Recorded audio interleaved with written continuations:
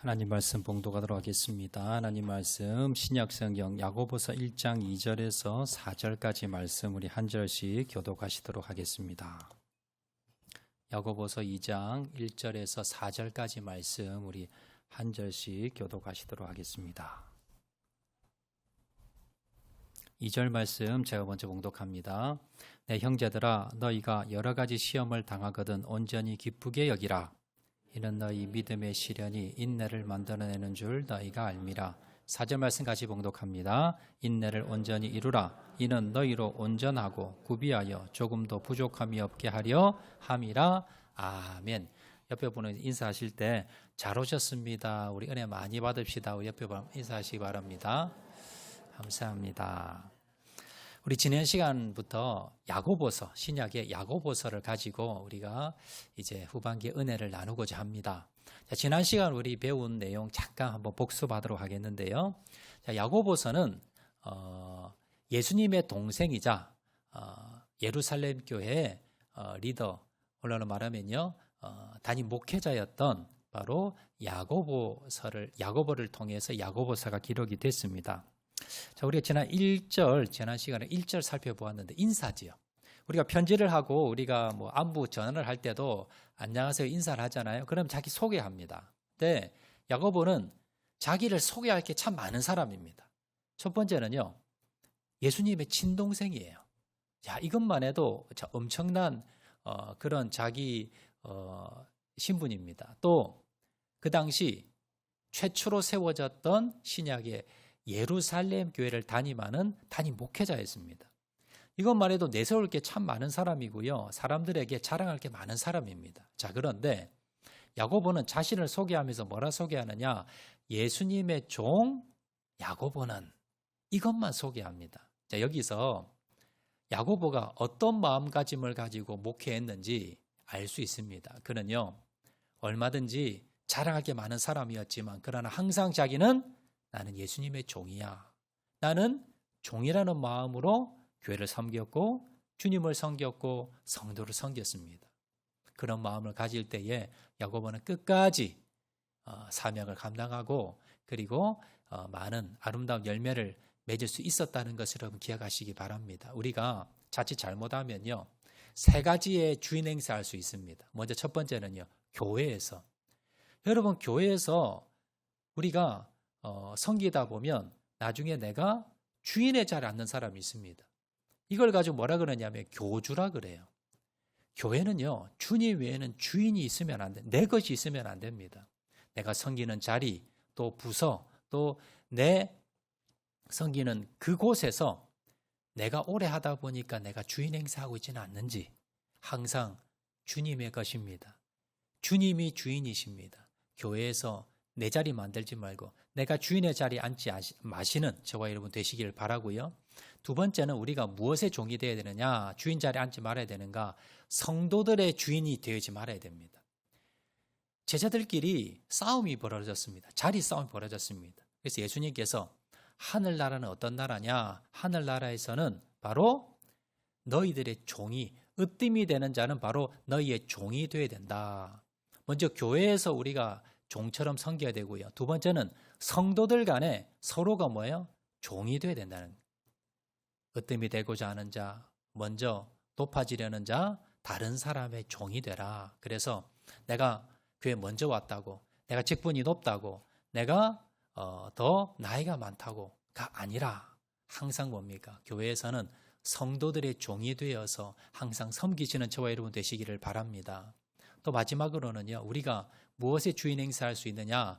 나 자신에 대해서 주인 행사할 수 있습니다. 여러분, 나는요, 내 것이 아닙니다. 피값주로 사신 바로 주님의 것입니다. 그래서 내 생명도 내 인생도 내가 가진 모든 것도 다 주님의 것입니다. 주님의 바로 주인 되심을 인정하고 나가시는 저와 여러분 되시기를 주의 이름으로 축원드리고요. 자, 오늘 이제 야고보가 자신을 소개하고 난 뒤 2절부터 이제 본격적으로 자기가 하고 싶은 그 권면의 말씀을 시작을 합니다. 자, 첫 번째 주제가 뭐냐? 여러 가지 많은 권면의 말씀이 있겠는데 야고보가 첫 번째로 그 당시 흩어져 있는 초대교회 성도들에게 꺼낸 이야기는 뭐냐면 바로 시험입니다. 제가 목회하면서 제일 참 가슴 아픈 건 뭐냐면 성도들 중에 시험 당할 때입니다. 시험에 당하고 시험에 빠지고, 그래서 교회에 내가 참 은혜 받고 복 받기 위해 왔는데 신앙생활하면 여러 가지 어려움을 당할 때, 그때 참 목회자로서 제 마음이 참 힘들고 아픕니다. 교회 잘 출석하시던 분이 여러 가지 시험 때문에 어려워서 교회를 빠지신다거나, 아니면 반대로요, 새벽에 한 번도 보인 적이 없었는데 갑자기 새벽에 나오시거나, 그러면 제 마음이 불안합니다. 아니, 무슨 일이 있을까? 아니면 어떤 어려움을 당했을까 하면서 제가 불안한 마음입니다. 자, 그런데 오늘 본문을 기록한 야고보가 똑같습니다. 야고보도 30년간 예루살렘 교회를 담임을 했지요. 목회를 하면서. 자, 그러면서 자신이 가장 아팠던 부분, 그리고 성도들에게 제일 강조하고 싶은 부분, 제일 먼저 꺼내고 싶은 부분이 뭐냐? 시험이라는 게 시험.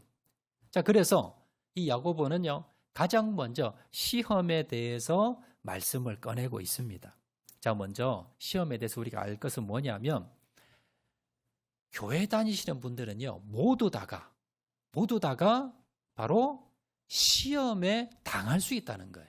자, 오늘 보면 2절 말씀 우리 다 같이 한번 상반절 읽겠습니다. 시작. 내 형제들아, 너희가 여러 가지 시험을 당하거든. 자, 내 형제들아 라고 했죠. 이 편지는 지금 불신자들에게 보내는 편지가 아닙니다. 초대교회에 흩어져 있는 많은 신약의 성도들, 그리스도인들에게 보낸 편지예요. 그런데 그러면서 뭐라고 말하느냐? 너희가 여러 가지 시험을 당하거든. 우리가 교회 다닌다고요, 시험이 비껴가지 않습니다. 또 우리가 교회 다니면서 내가 열심히 봉사한다고, 교회 오래 다녔다고, 기도 많이 한다고, 직분이 높다고, 여러분, 이 시험이 피해가지 않는다는 거예요. 교회를 오래 다녀도, 직분이 높아도, 기도를 많이 해도, 성령 충만해도 교회에 다니시는 모든 분들이 피해갈 수 없는 것이 뭐냐? 시험을 당하는 것. 그리고 그 시험도요, 여러 가지 모양입니다. 물질의 시험도 있고, 육체 질병의 시험도 있고, 여러 가지 인간관계 시험도 있고요. 여러 가지 가정의, 자녀의, 남편의, 부인의, 여러 부모님의 여러 가지 사업의, 물질의 여러 가지 다양하게 여러분 시험을 우리가 당할 수 있다는 겁니다. 성경에 보면 예수님께서도 시험을 당하셨지요. 그래서 예수님께서 기도하실 때도 시험 당하셨고요. 복음을 전할 때도 당하셨고, 성령 충만할 때도 당하셨고, 예수님께서도 모든 상황에서 다 시험을 당하셨습니다. 그래서 여러분들이 먼저 알아야 될 것은 뭐냐면, 교회 다니는 모든 분들은 믿음이 좋든 좋지 않든 어떤 상황이든지 간에 시험은 당할 수 있다는 겁니다. 자, 그러면 이 시험이 남의 이야기가 아니에요. 남의 문제가 아니라 바로 나의 문제일 수 있습니다. 언제든지 얼마든지 나에게도 이런 시험을 여러분 당할 수 있다는 거예요. 자, 그렇다면 그 시험을 당할 때 우리는 어떻게 대처해야 되는가? 시험에 대해서 어떻게 바라봐야 되고, 그 시험을 우리가 어떻게 다가올 때에 우리가 어떻게 받아들여야 되는가? 거기에 대해서 세 가지 오늘 본문을 통해서 야고보는요 권면하고 있는데요. 우리가 첫 번째 먼저 살펴보도록 하겠습니다. 자, 첫 번째 오늘 본문을 통해서 우리에게 주시는 시험에 대한 교훈은 뭐냐면, 시험을 당하는 자세입니다. 우리가 시험을 당할 때 어떤 자세를 가져야 되는가? 그건 기쁘게 여겨야 합니다. 자, 2절 말씀 우리 다 같이 한 목소리로 한번 크게 읽겠습니다. 시작. 내 형제들아, 너희가 여러 가지 시험을 당하거든 온전히 기쁘게 여기라. 세상에서 고난을 당하고 시험을 당하는데 그걸 기뻐할 사람은 아무도 없습니다.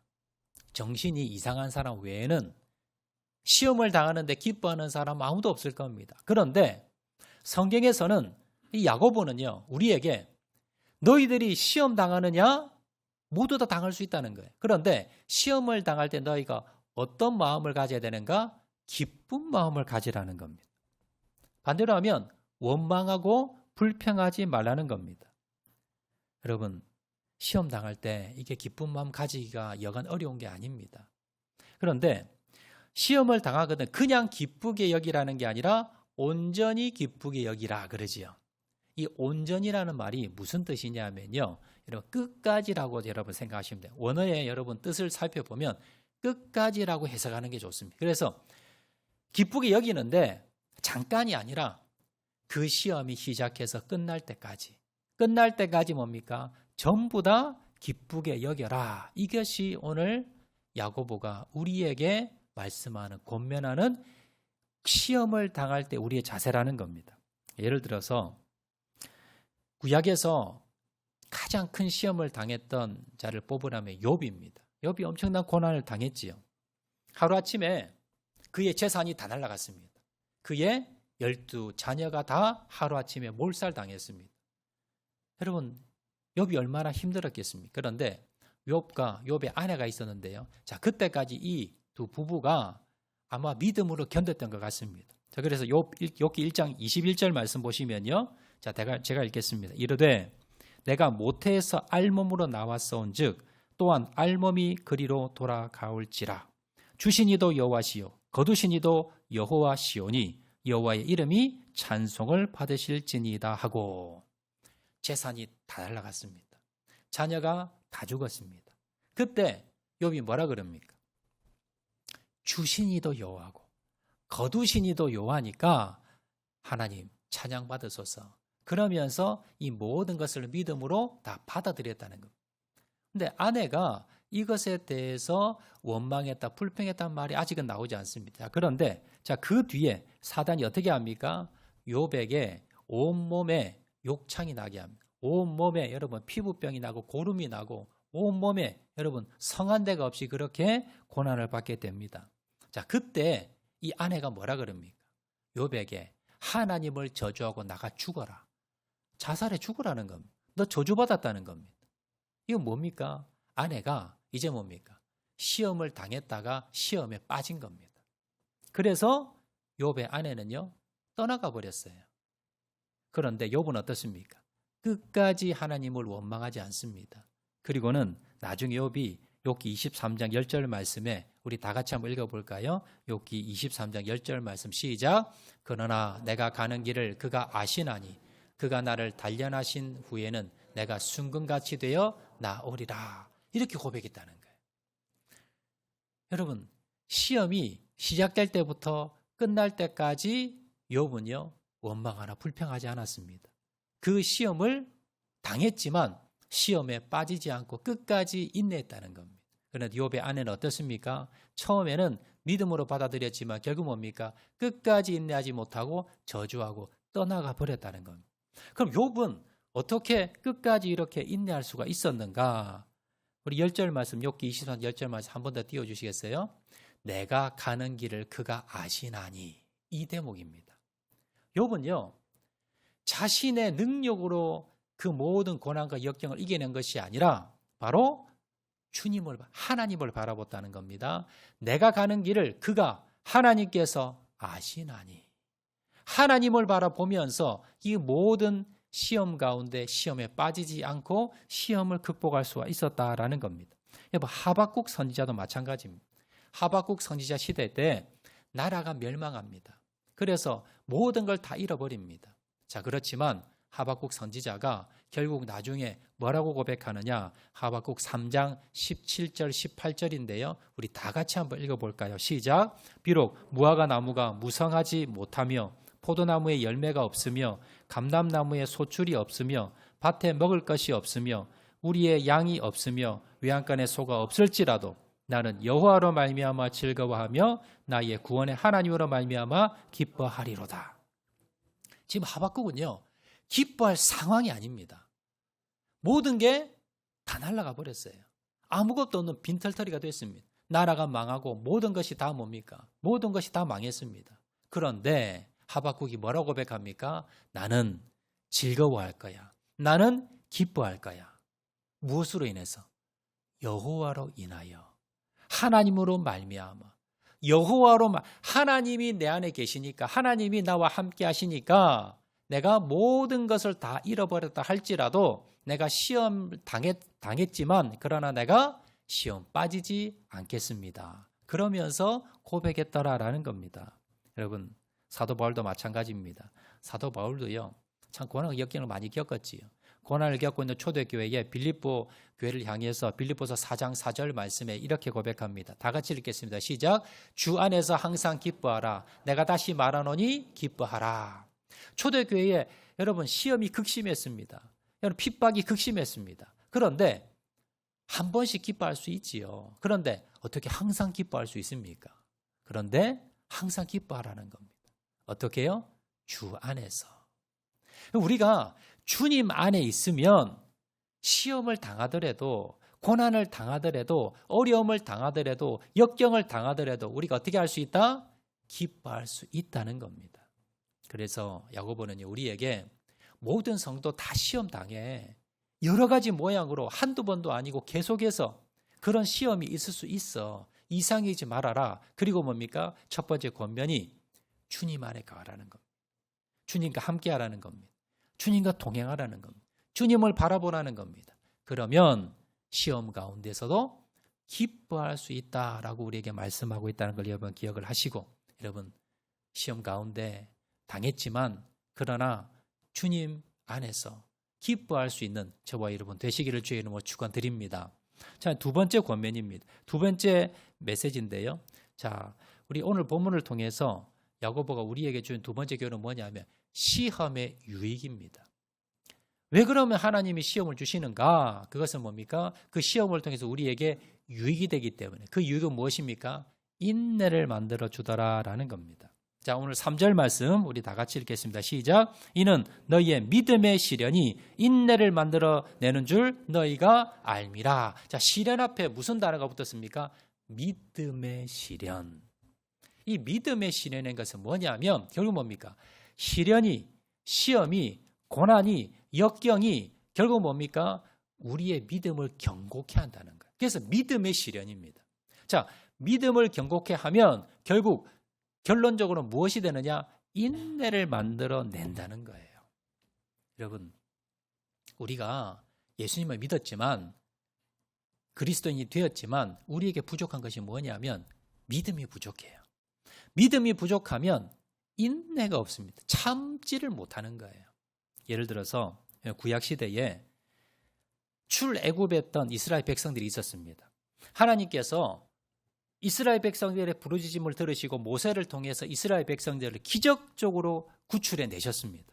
애굽을 탈출했습니다. 자, 그런데 애굽을 탈출했던 이스라엘 백성들이, 홍해를 건넌 이스라엘 백성들이 부족한 게 있는데 뭐냐? 바로 인내가 없는 거예요. 어디에서 알 수 있는가? 자, 애굽을 탈출했습니다. 광야로 나왔습니다. 먹을 물이 없는 거예요. 마실 물이 없고 먹을 음식이 없어요. 그러자 이스라엘 백성들이 인내하지 못하고 어떻게 합니까? 원망하며 불평합니다. 모세가 율법을 받으러 시내산에 올라가 내려오지 않자 또 원망하며 불평하며 송아지, 금송아지를 만들어서 애굽으로 돌아가지고 원망 불평합니다. 고기가 없다, 부추가 없다, 뭐가 없다 하면서 계속해서 이스라엘 백성들이 인내하지 못했다는 거예요. 자, 그래서 하나님께서 이스라엘 백성들에게 인내를 가르치시기 위해서 뭘 하셨습니까? 40년 동안 광야 생활을 시킵니다. 이게 뭐예요? 시험을 당하는 거예요. 하나님께서 화가 나셔서 벌만 주신 것이 아니라 바로 이것을 통해서 40년 광야 생활을 통해서 이스라엘 백성들에게 뭘 가르친다? 믿음을 통해서 인내함을 가르치기 위함이었다라는 겁니다. 여러분, 이스라엘 백성들이 신명기 8장 3절에 보면요, 하나님께서 왜 이스라엘 백성들에게 40년 광야 생활을 시키신지를 나오고 있습니다. 다 같이 읽어볼까요? 시작. 사람이 떡으로만 사는 것이 아니요 여호와의 입에서 나오는 모든 말씀으로 사는 줄을 내게 알게 하려 하심이니라. 결국 뭡니까? 하나님께서 너희가 당장에 먹을 거 입을 것 없다고 원망 불평하는데 사람은 뭐예요? 그걸로 사는 게 아니라 하나님의 말씀으로 살아가고 하나님의 말씀을 믿음으로 받아들여서 인내하는 백성 만들기 위함이 하나님의 목적이었다는 것을 여러분 기억하시길 바랍니다. 여러분, 우리도 마찬가지입니다. 광야에 40년을 걷고 있는 분들 아마 계실 겁니다. 왜 하나님 나는 이렇게 오랫도록 이 광야 생활을 해야 됩니까? 왜 나는 이토록 이렇게 힘든 어려운 길을 걸어가야 됩니까? 원망하며 불평이 나올 때도 있을 겁니다. 그렇지만 하나님께서 이것을 통해서 하나님이 뭐예요? 우리에게 인내를 원하시고 하나님이 사랑하는 자녀들에게 왜 시험을 주시는가? 왜 연단을 하시는가? 이것을 통해서 우리에게 믿음을 가르쳐서 결국은 인내하는 백성 만들기 위함이라는 것을 이것이 우리가 이 고난을 통해서 인내를 배우는 유익이 있다는 것을 여러분 기억하시기 바랍니다. 자, 세 번째 마지막으로요. 오늘 본문을 통해서 야고보가 우리에게 주시는 세 번째 교훈은 뭐냐면 그러면 이 시험의 궁극적인 목적이 뭐냐는 겁니다. 그것은 바로 온전하여 부족함이 없는 사람 만들기 위함이라는 겁니다. 자, 4절 말씀 우리 다 같이 한번 읽겠습니다. 시작. 인내를 온전히 이루라. 이는 너희로 온전하고 구비하여 조금도 부족함이 없게 하려 함이니라. 아멘. 여기서 여러분 온전하다는 것은 내면을 말하고요. 구비하다는 것은 외적인 것을 말합니다. 그러니까 내면과 외면이 우리의 속마음과 겉사람이 모두 다 뭐예요? 온전한 사람. 온전한 사람 만드는 것이 하나님께서 우리에게 시험 당하게 하는 목적이고 궁극적인 목표다라는 것을 우리가 알 수가 있더라라는 겁니다. 여러분 예수 왜 믿으세요? 여러분 교회 왜 나오십니까? 천국 가기 위해서요? 여러분 그것도 정답은 맞습니다. 근데 50점이에요. 주님께서 우리를 부르신 이유는 뭐냐면 우리가 예수님을 믿는 목적은 뭐냐면요. 이 세상에서 잘 먹고 잘 사는 것이 아니라는 겁니다. 예수 믿지 않는 사람 중에 잘 먹고 잘 사는 사람 얼마든지 많습니다. 우리나라 여러분 대기업의 총수들 여러분 예수 믿지 않는 사람 더 많습니다. 잘나고 잘 먹고 잘 사는 사람 교회 다니지 않아도 얼마든지 돈 많이 벌 수 있고요. 출세할 수 있습니다. 그럼 우리가 교회를 왜 다닐까요? 왜 우리가 예수님의 사람이 되어야 되고 왜 우리가 그리스도인이 되어야 될까요? 여러분 그것은 바로 예수님을 닮기 위해서. 하나님께서는 우리를 이 땅에서 부르시고 천국으로 데려가지 않고 이 땅에 두신 이유는 뭐냐면 바로 우리가 이 땅에 살아가면서 예수님을 닮아가는 사람, 예수님의 사람, 작은 예수, 우리의 인격과 성품과 신앙이 성숙되는 사람을 만드는 게 목적이라는 겁니다. 이 세상에서 우리가 잘 먹고 잘 사는 게 목적이 아니라는 거예요. 그래서 하나님은요, 우리를 예수님을 닮은 사람, 그리고 온전한 사람 만들기 위해서 어떻게 하느냐 하면 돈을 줘서 우리가 인격이 성숙이 되고 신앙이 성숙이 되고 예수님을 닮아가면 돈을 줍니다. 근데 돈을 뺏어서 건강을 뺏어서 만약에 우리가 성숙되고 예수님을 닮아갈 것 같으면 하나님 어떻게 하십니까? 뺏어간다는 거예요. 이걸 잘 이해하셔야 됩니다. 하나님의 본심을 아셔야 돼요. 하나님의 목적은 우리가 세상에서 잘 살고 잘 먹고 잘 사는 것이 아니라 예수님을 닮아 온전한 사람 만드는 거라는 거예요. 근데요, 제가 목회를 해보면요, 오히려 내가 원하는 대로, 내 바라는 대로 하나님께서 내가 뭐 감당치 못하게 여러분 돈을 주시고 물질을 주시고 재물을 주시고 지위를 주시고 여러분 그렇게 해서 예수님을 닮아가는 사람이 드뭅니다. 오히려 내가 건강 잃어버렸지만 내가 물질은 잃어버렸지만 내가 지위는 잃어버렸지만 오히려 내가 시험을 당하고 어려움을 당하고 고난을 당하면서 주님을 더 의지하고 주님을 더 바라보고 그렇게 해서 오히려 더 믿음의 사람이 되고 온전한 사람 된 사람이 훨씬 더 많다는 겁니다. 대표적인 사람이 아브라함이지요. 하나님 아브라함을 고향을 떠나게 했습니다. 그리고 얼마나 많이 고생했습니까? 그리고 나중에는 하나님께서 무슨 시험을 주셨는가? 100세의 아들 주시고 난 뒤에 그 아들을 죽이라는, 아들을 바치라는 거예요. 독자 이삭을 바치라는 겁니다. 아브라함은요, 고민하지 아니하고 데려가서 그 독자 이삭을 죽이려고 합니다. 그때 누가 더 당황하십니까? 하나님이 더 당황하십니다. 그러면서 하나님께서 뭐라 그러십니까? 이제야 네가 나를 경외하는 줄 알겠다. 그리고 하나님께서 아브라함을 믿음의 조상으로 세우셨습니다. 결국 하나님께서 아브라함을 연단시키시고 시험을 당하게 하신 이유가 뭘까요? 바로 믿음의 조상을 만들기 위해서. 아브라함부터 시작해서 믿음이란 단어가 나옵니다. 하나님께서 우리에게 복을 주시고 우리를 구원하시기 위해서 이제 믿음이라는 것을 가지고 하나님께서 우리를 구원하시기 원하시는데요. 그 믿음이 뭐냐라는 것을 샘플로 보여준 사건이 바로 아브라함입니다.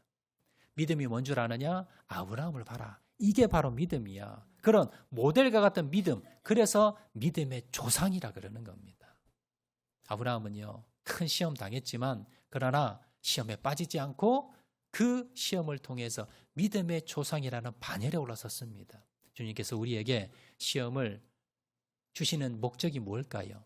우리를 온전한 사람 되게 만드는 것, 예수님을 닮아가는 사람 되게 만드는 것, 이것이 목적이라는 것을 여러분 기억하시기 바랍니다. 한 30년 전에 개봉한 기독교 영화가 있는데요. 낮은 대로 임하소서라는 영화입니다. 오래된 영화인데 연세 많으신 분들은 아마 기억하실 겁니다. 그때 기독교 영화가 거의 없는 그 시대에 저 영화가 엄청나게 센세이션을 많이 일으켰고요. 저 낮은 대로 임하소서라는 책이 엄청나게 많이 팔렸습니다. 저 영화는요, 안요한이라고 하는 한 목사님의 실제 이야기를 가지고 만든 영화고 책입니다. 저 안요한 목사님에 대해서 제가 잠깐 소개를 좀 해드리도록 하겠는데요. 안요한 목사님은 아주 가난한 개척교회 목회자의 아들로 태어났습니다. 어릴 때부터 불만이 뭐였는가? 우리 집이 왜 이렇게 가난할까? 왜 우리 아버지 저렇게 고생할까? 우리 가족 왜 이렇게 고생할까? 바로 하나님 때문에. 하나님이 우리 아버지 목회자 만들어가지고 개척교회 가난한 목회자 만들어가지고 우리가 이렇게 어릴 때부터 고생하고, 그래서 어릴 때부터 자신의 원수는 누구냐? 하나님. 하나님 때문에 내가 이렇게 고생하고 우리 가정이 고생한다. 그렇게 해서 어릴 때 목회자 자녀로 큰 상처를 받고 자라나게 됩니다. 그러다가 어느 날은요, 벽에다, 자기 책상 벽에다가 이런 글을 적었답니다. 하나님은 계시지 아니하느니라. 안요한복음 1장 1절. 이래가지고 자기가 하도 하나님이 싫어서, 자기 집에 고생하는 게 싫어서 그렇게 붙이고 때도 있었답니다.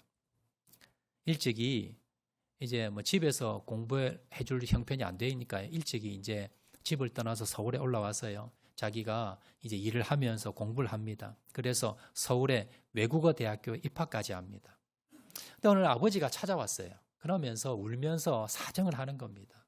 야, 너는 목회자가 돼야 돼. 하나님 너를 목회자로 불렀어. 너 신학교에 가. 아버지가 하도 울면서 부탁을 하길래 신학교 입학은 했어요. 가서 공부를 하다 보니까요, 예전에 막 상처가 생각이 납니다. 그래서 결국 뭡니까? 자기 공부하다가 결론 내린 게 하나님은 없다. 이게 결론이었어요. 그래서 이제 신학교 그만두고요. 그리고 이제 세상으로 다시 나와서 학교도 졸업하고, 그리고는요, 영어를 참 잘했어요. 공부도 잘했고. 그래서 미군 부대에 이제 취직을 해서 거기에 이제 교육부에 미군 부대에 이제 취직해가지고, 그래서 월급도 많이 받고 또 미국도 다녀오고 그러면서 이제 아주 세상에서 잘 나가는 사람이 됐습니다. 그리고 이제 예쁜 아내도 만나서, 그리고 딸도 2명 낳고요. 아주 행복한 그런 가정을, 남부럽지 않는 그런 가정을 이루어서 잘 살고 있었습니다. 그러다가 그의 나이 37살 때 갑자기 눈이 좀 침침한데 눈이 잘 안 보여요. 그래서 병원을 갔더니 원인을 모르겠다. 아무 이유가 없대요. 근데 점점점 눈이 나빠지더니 결국은 뭡니까? 실명이 되게 됩니다. 하루아침에 실명이 됐는데 원인도 이유도 모르고 치료 방법도 없는 거예요. 자, 그런데요, 직장에서 쫓겨나고 친구들과 여러 가지 많은 사람들에게 버림받습니다. 그리고 사랑하는 아내마저 자기를 떠나게 됩니다. 이혼하게 됩니다. 2딸도 데리고 가버렸어요. 하루아침에 모든 걸 다 잃었습니다. 그러면서 눈이 안 보이는 것보다 더 참기 힘든 것은 사람들의 배신. 이 버림받았다는, 모든 사람들에게 버림받았다는 그것 때문에 정말 견딜 수가 없어서요, 여러 번 자살을 시도합니다. 근데 이게 실패한 거예요. 자, 그리고는 정말 죽지 못해 살아가는 어느 날 집에서요, 하나님의 음성을 듣게 됩니다. 하나님께서 뭐라 그러시느냐? 구약 성경 320쪽을 펼쳐 읽어보아라. 이런 음성을 듣습니다. 자, 그리고 펼쳐보니까 여호수아 1장이에요. 그 내용에 뭐가 나오느냐? 내가 내게 명령한 것이 아니냐? 마음을 강하게 하고 담대히 하라. 두려워 말며 놀라지 말라. 내가 어디로 가든지 내 하나님 여호와가 너와 함께 하느니라. 이 말씀을 듣게 됩니다. 깨닫게 됩니다. 그리고는 예수님을 인격적으로 그날 만나게 됩니다. 그런데 환경적으로 변한 건 없어요. 먹고 살 것도 없고, 그래서 어디로 가느냐? 결국은 서울역에 가게 됩니다. 거기 노숙자들이 많아요. 거기에서 구걸도 하고 노숙하면서 그렇게 여러 달을 지내게 됩니다. 그러다가 그가 거기에서 수많은 사람들을 만나게 되는데, 자기 같은 사람들입니다. 장애를 가진 사람들, 아니면 여러 가지 불우한 환경에 처해서 부모님 없는 고아들, 거린들, 불량배들, 뭐 이런 사람들, 노숙자들이 거기서 많이 몰려 사는 겁니다. 그 중에 자기 마음에 딱 와닿는 사람이 있었는데 뭐냐면 아이들이에요. 고아들. 부모에게 버려져서 그래서 거기서 노숙하면서 거기서 껌파리 하고요. 거기서 동냥하고 거기서 구두 닦아주면서 그렇게 살아가는 아이들이, 초등학생, 중학생 이런 아이들이 있었는데, 이 아이들이 부러워하는 게 뭐냐면 교복 입은 학생들. 아침에 교복 입고 학교 가는 걸 보면 얘들이 넋을 잃고 쳐다보는 거예요. 자기 평생 소원이 저 교복 한 번 입고 학교 가는 게 소원이라는 거예요. 애들이. 그 이야기를 들으면서 이 안효한 목사님 마음에 소명을 발견하게 됩니다. 내가 저들에게 선생님이 되어줘야지. 자, 그러면서 이제 밤마다 아이들을 모아서 이 아이들에게 글자도 가르쳐 주고요. 학업을 하게 해줍니다. 내가 대학까지 나오고 내가 공부했던 게 하나님이 이들에게 공부 가르쳐 주라 한 것이구나. 그래서 나중에 야학까지 세우게 되고요. 한 800명이 넘는 학생들을 가르쳐서 검정고시 합격하게 되고요. 대학에 간 친구들도 있고 사회 진출하게 됩니다. 자, 그럼 주위에 보니까 자기처럼 눈이 안 보이는 사람도 있고요. 다리가 없는 사람도 있고 여러 가지 뭡니까? 신체적인 장애, 지적 장애 있는 사람 너무 많은 거예요. 그래서 나중에 이제 후원금을 모아가지고 나중에 이제 단체를 만들어서 양로원도 세우고 또 복지관도 세우고 그렇게 해서 눈이 보이지 않는 사람, 또 불구인 사람, 또 여러 가지 뭐 정신적인 지체 있는 이런 그런 분들을 모아다가요 수백 명을 모아서 그렇게 해서 그분들을 시설을 만들어서 그분들을 먹이고 입히고 그러한 일들을 하게 됩니다. 또 교회도 세워서요. 새빛 맹인 교회라는 교회를 세워서 많은 사람들에게 복음을 전하고 목사님도 나중에 신학교 다시 가서 이제 졸업을 합니다. 목회자가 되어서요. 이제 성교회를 만들고 또 뭐 양로원 또 여러 가지 장애인들, 노숙인들 이런 사람들을 위해서 재활원, 고아원, 양로원 이런 성교원 이런 것들을 만들고 또 맹인들을 위해서 시각장애를 위해서 점자 책도 그 당시 잡지를 만들어 가지고 그분들에게 배포도 하고 그러면서 아주 많은 장애우들을 위해서 수많은 일을 하시게 됩니다. 그가 30년 동안이요, 교회와 또 여러 이제 집회를 인도하게 되는데 55개국 8천여 회, 약 한 8천여 회의 집회도 인도하면서 수많은 사람들에게 복음을 전하며 그렇게 하나님 앞에 귀하게 쓰임 받을 수 있었다는 겁니다.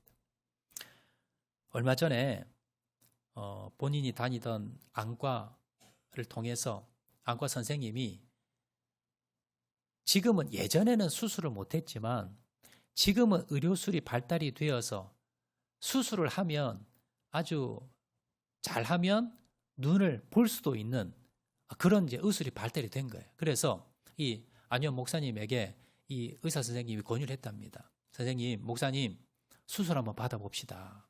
희망이 있습니다. 수술하면 눈 뜰 수도 있습니다. 그러니까 수술 한번 받아보시지요라고 권유를 했답니다. 근데 목사님이 거절을 했대요. 돈이 없어서가 아니라 내가 육신의 눈을 볼 수 없었기 때문에 영적인 눈을 떴습니다. 내가 육신의 눈을 볼 수 없었기 때문에 하나님을 볼 수 있었고요. 그리고 내 자신을 볼 수가 있었고 그리고 정말 힘들고 어려운 사람을 내가 볼 수 있었습니다. 내가 육신의 눈이 떴다면 나 하나님 볼 수 없었고 하나님 주신 내 사명을 볼 수 없었고 이 힘들고 어려운 사람 내가 볼 수가 없었을 겁니다. 그런데 내가 육신의 눈이 멀어졌기 때문에 이 어려운 사람들, 힘든 사람들이 내 눈에 들어왔고 볼 수 있었고 영적인 세계를 볼 수 있었고 하나님 나에게 주신 사명을 내가 볼 수가 있었습니다. 그래서 나는 눈 뜨고 싶지 않습니다라고 거절했다는 거예요. 대단하시죠. 그가 잡지의 기자에게 인터뷰를 이렇게 이야기했습니다. 제가 읽어드릴게요. 지금의 제 모습에 저는 감사합니다. 버림받았기에 버림받은 자들의 아픔을 알 수가 있었습니다. 시력을 잃었기에 시각장애인들의 고통을 내가 경험할 수 있었습니다. 그래서 그들을 섬길 수 있었습니다. 작은 종이 눈 감은 덕에 알게 된 하나님을 저는 세상 끝까지 전하려고 합니다. 복음 전파가 제 생애의 마지막 사명입니다. 이렇게 인터뷰 기사를 냈습니다. 여러분, 안희원 목사님이 비록 젊은 나이에 눈을 잃어버리고 큰 시험을 당했지만 그러나 오히려 이걸 통해서 주님을 만나게 되었고 사명을 발견하게 되었고 눈을 자기가 잃지 않았다면 하지 못했을 그러한 엄청난 일들을 하게 됐다는 것을 여러분 기억하시기 바랍니다. 말씀 뵙도록 하겠습니다. 여러분, 시험을 당하는 것하고요, 시험에 빠지는 것하고 여러분 이걸 구별하셔야 돼요. 여러분, 교회 안에서 저분은 믿음이 좋은 것 같았는데, 기도 많이 하는 것 같았는데 질병을 당하고 어려움을 당하고 자식이 문제가 있고 그리고 여러 사업에 재정적으로 어려움을 당할 때 여러분 이상히 보지 마세요. 저 사람 교회 기도 많이 하더니 저 사람 뭐 믿음 좋다고 하더니 별것 아니에요. 오늘 본문에서 뭘 말씀합니까? 믿음이 좋아도 기도 많이 해도 여러분 신앙이 좋아도 시험은 당할 수 있다는 거예요. 시험 당하는 것 이상히 여기지 말라는 겁니다. 근데 문제는 뭡니까? 시험에 당했다고 시험에 빠지지 말라는 겁니다. 시험 당했다고 다 시험 빠지지 않습니다. 여러분, 시험은 당할 수 있습니다. 그러나 우리가 뭡니까? 여러분, 하나님을 바라보셔야 됩니다. 믿음을 가지셔야 됩니다. 이 시험이 여러분 나를 망하게 하는 것이 아니라 나에게 인내를 기르고요. 그리고 믿음을 길러서 결국 뭡니까? 내가 온전한 사람 만들기 위한 하나님의 방편입니다. 그래서 여러분들이 시험에 빠지지 마시고 교회를 떠나거나 시험에 빠져서 낙심하고 절망하거나 하지 마시고요. 시험을 당하더라도 어떻게 생각하셔야 돼요? 하나님께서 나를 또 성숙시키겠구나. 하나님께서 나에게 더 큰 믿음 주시겠구나. 하나님께서 나에게 더 인내함을 주시겠구나. 그래서 내가 주님을 더 닮아가겠구나. 여러분, 그렇게 믿으시고 그렇게 받아들이시고 시험을 당할 때에 시험 빠지지 마시고 기쁘게 여기시고 인내를 이름을 아시고 그리고 온전한 사람 된다는 것을 믿으시고 시험 가운데 승리하시는 저와 여러분 되시기를 주의 이름으로 축원을 드립니다. 자, 우리 말씀 생각하면서 찬양하도록 하겠는데요. 괴로울 때 주의 얼굴 보라 우리 찬양하도록 하겠습니다.